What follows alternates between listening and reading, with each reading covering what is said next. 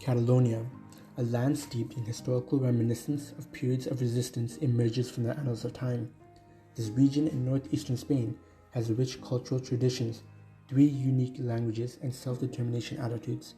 Today, however, Catalonia is confronted with an entirely distinct challenge: a persistent drought that surpasses political divisions and borders. A drought refers to an extended period with less rainfall or no water at all. It leads to aridity in soil, drying up of dams, and difficulty in delivering water for agriculture, industry, and human consumption. Catalonia's natural calamity that threatens people's livelihoods, ecosystems, as well as a delicate balance between survival and nature. As Europe faces record low rainfall and simultaneous heat waves, Catalonia too feels the impacts of unstable climates. As of 2023, the ongoing drought has been the worst on record since 1916 when the data was first collected. Reservoirs dwindled to mere puddles, their parched banks exposed.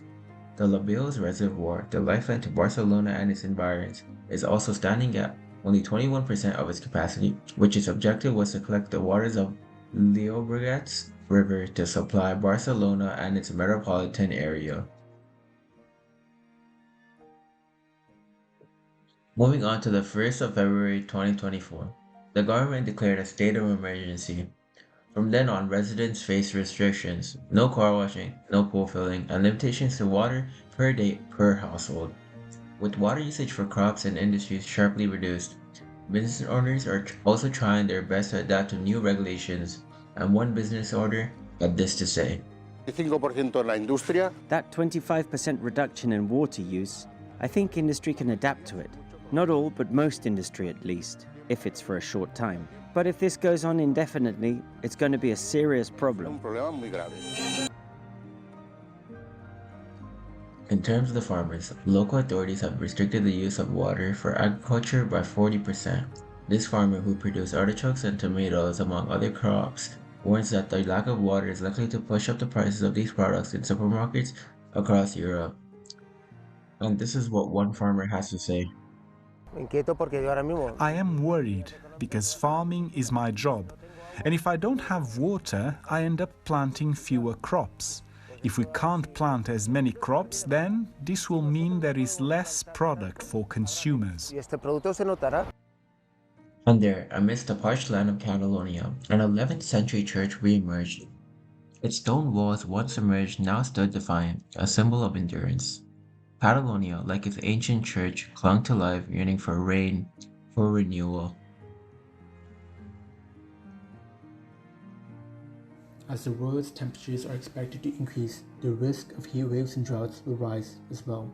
Along with the rate of evaporation accompanying that trend, droughts will become a more common threat, especially for Mediterranean countries like Spain and Italy, who have already faced and are still facing ongoing droughts to this day.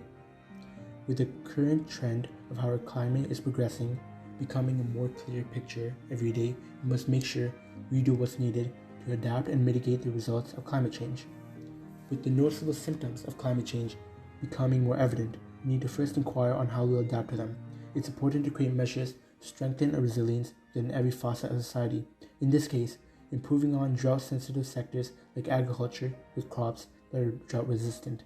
Measures on a nationwide scale like social safety nets or economic diversification, as well as monitoring data to ensure that feasible, sustainable goals are met, and an alert system to allow people to be prepared in case of emergencies. With that in mind, Barcelona and its surrounding areas have spent billions into preparing diversified water sources, underground reserves, and recycling water, ensuring that after the current drought is over, it will never face a repeat situation.